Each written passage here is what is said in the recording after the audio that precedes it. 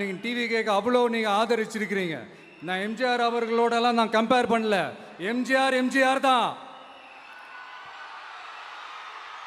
ஆனால் நாம் பெரியார், அண்ணா, எம்ஜிஆர் அவர்கள் வழியில் ஒரு அன்பா உழைக்க வந்த உங்கள் விஜய், அவ்வளவுதான்.